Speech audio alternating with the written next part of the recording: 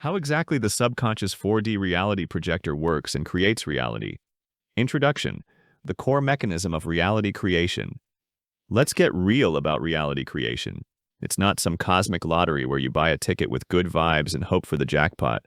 It's a mechanical process, driven by the unyielding truth that your inner world, the 4D realm of thoughts, feelings, and assumptions, projects directly onto the 3D screen of your life. This projection happens through the subconscious, that tireless automaton humming beneath your awareness, operating under the law of assumption. What you persistently assume to be true becomes your fact. No exceptions, no appeals. The law of attraction amplifies this, drawing experiences that match your dominant inner frequency, while the law of awareness ensures you only notice evidence confirming your assumptions. Hermetic principles like mentalism, the all is mind, and correspondence, as within so without, seal the deal. Your mind is the matrix and reality is its mirror. But here's where most trip. They grasp the mechanics intellectually, yet balk at the one non-negotiable, full, felt responsibility. And that resistance? It's the first glitch in the projector. The resistance to responsibility. Why it feels so hard. One issue many seem to have with creating reality is the responsibility aspect. They may say, or even think, that it is about taking full personal responsibility, but deep down, they don't feel it. This disconnect stems from a deeply ingrained belief: good things happening is beyond one's own ability. That good things happening is something that comes from external sources, be it the parents who swoop in to save the day, benevolent teachers who grade on a curve, empathic friends who validate your woes, or merciful deities who intervene with a miracle when you've suffered enough. It's a seductive narrative, this external locus of control fantasy. It absolves you of the heavy lifting, turning creation into a passive wait and see. Why sweat the small stuff when the universe, or some stand-in authority figure, owes you a break?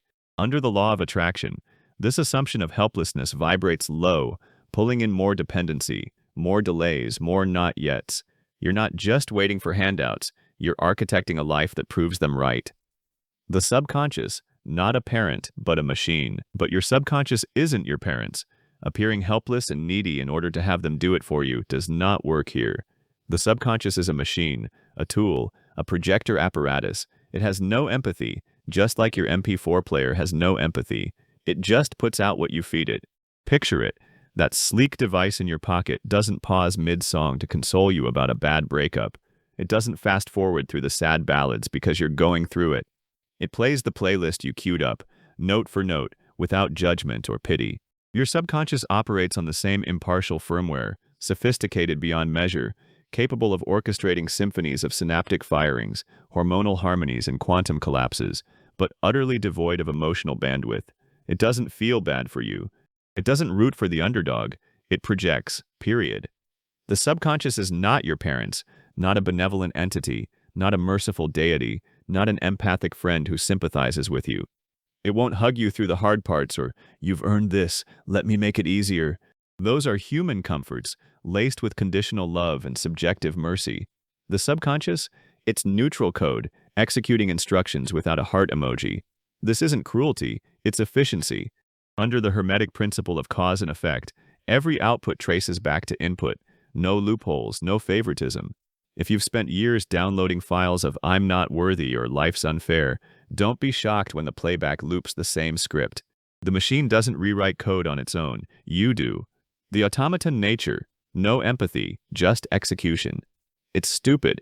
It's a machine, an automaton, a very sophisticated automaton for sure, but essentially an automaton. And that is how it works, and that's how it will ever work. Stupid might sting, but it's liberating. No ego to bruise, no politics to navigate. This automaton rivals supercomputers in complexity, processing petabytes of data per second, interfacing with the quantum field to select probabilities, aligning trillions of cells via the law of vibration. But it's blissfully dumb to drama. It doesn't learn from your lectures or evolve through your epiphanies unless you reprogram it deliberately. You cannot reason with an automaton. It does not respond to pleadings or cursing or demanding. It has no empathy for your struggles. It doesn't care about your plight. It doesn't grant you mercy.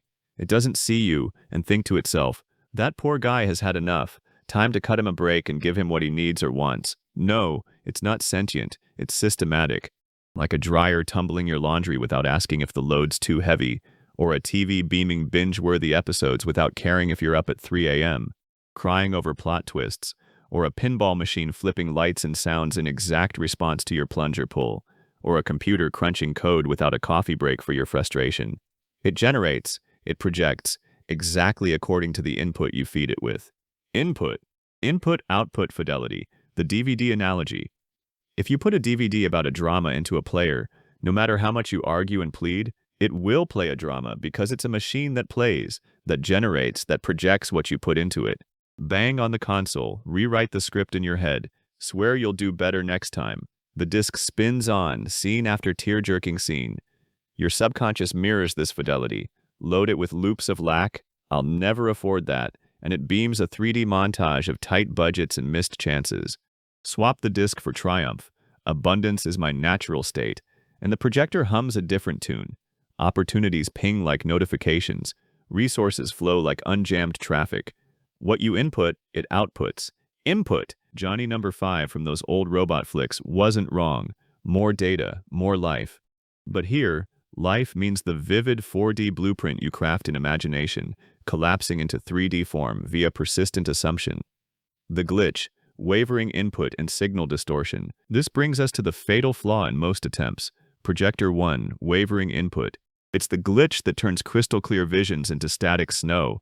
You start strong. This works. I'm manifesting my dream job. Output, a flicker of confidence, maybe a lead or two. But then the old programming creeps in. This shit doesn't work. Ixnall die Prug. The beam wobbles, projecting half-hearted efforts that fizzle. You push. I should be getting it. I should be getting it. Now it's a stutter. Opportunities tease but slip away, mirroring the inconsistency. The death blow. Oh, what's the use? I'm just kidding myself. Oh, what's the use? I'm just kidding myself. Full distortion. The projector chokes on mixed signals, outputting a reality of self-fulfilling sabotage. This is my reality. This is my reality. This is my reality. Steady input. Steady beam. Life stabilizes, aligning under the law of correspondence. But flip to, this is not my reality. Cruz goose. Signal distortion, and the image shreds. How long can you ride that feedback loop? The burning question. When can I finally stop pretending? See, that's the point. You are pretending, and you cannot pretend. You cannot cheat or scam this process. You truly must believe it, like the Peter Pan food scene, where the boys don't hope for cake. They know the acorns are feast-worthy, and the magic complies. I act as if, until my worth is recognized? That's amateur hour, a band-aid on belief. The law of assumption detects the until. It's conditional, a backdoor for doubt. True power lies in unconditional embodiment. It is recognized, now. The quantum field, per principles of vibration and polarity, responds to certainty, not caveat. Abandoning false logic, ignorance masquerading as reason. You must abandon your perception of so-called rationality and reason and common sense and logic. Do not worry. You do not really abandon them, because what you believe to be logical and rational was never logical and rational. It was actually forms of ignorance that were given the label logical and rational due to a lack of knowledge. So, you do not abandon the logical, reasonable, rational. You abandon ignorance. The proof that it was really forms of ignorance in disguise? Nothing easier than that. Why would reason, logic, and rationality lead you into the dissatisfying misery you're trying to escape from? The truest nature of life is abundance and bliss, not lack and misery. Hence, whatever goes against life is not in life's highest interest. That old logic insisted the earth was flat, disease was punishment, dreams were delusions, until evidence flipped the script. Your current reason does the same. It chains you to lack because it assumes lack, perpetuating via the law of attraction. True reason aligns with life's flow. Assumption as creation, mind as matrix, shed the ignorance, and rationality reveals itself, unlimited, effortless. The fear of delusion. Even if it were true, why suffer twice? So, for real, how long will I have to pretend, be delusional? How deep do I have to push myself into insanity? The fear's valid. The conditioned mind screams crazy at anything beyond the cage. But let's play devil's advocate. Even if this were utter delusion with no effect on reality whatsoever, and it's not, quantum entanglement and subconscious epigenetics prove thought sculpt matter. Wouldn't it be great if at least you lived your perfect life in your 4D fantasy? Think about it. There are essentially two worlds, the tangible 3D grind and the infinite 4D canvas of your inner realm. Why would you want to live in misery in both worlds if one of them, the inner 4D world, can be however you want it to be? That isn't insanity. That is what every child does, and it works for them. They can be superheroes in their fantasy world, which feels real to them, capes swirling, villains vanquished, yet still go to school every day, lunchbox in hand. So, one can live two different lives. Therefore, you can be a millionaire in your 4D world, savoring boardroom victories, yacht sunsets, philanthropic toasts, while you're not in 3D. The inner bliss seeps out, softening the edges of scarcity, making the wait not a wait, but a parallel triumph. The truth: thoughts create reality. Clean your input now. Luckily, that is not the case. Your thoughts do, in fact, create your personal reality. The 4D projector isn't optional entertainment. It's the origin point, beaming assumptions into 3D form via bridges of incidents, those coincidental chains that feel fated but are engineered by coherence. Feed it clean. Morning affirmations in front of the mirror, evening loops before sleep. Feel the end. Relief, not reach. Wavering? Pause, revise. Replay the day's distortions as triumphs. The automaton doesn't judge restarts, it executes. Persist, and the beam sharpens. Debts dissolve, doors swing open, synchronicities stack like dominoes.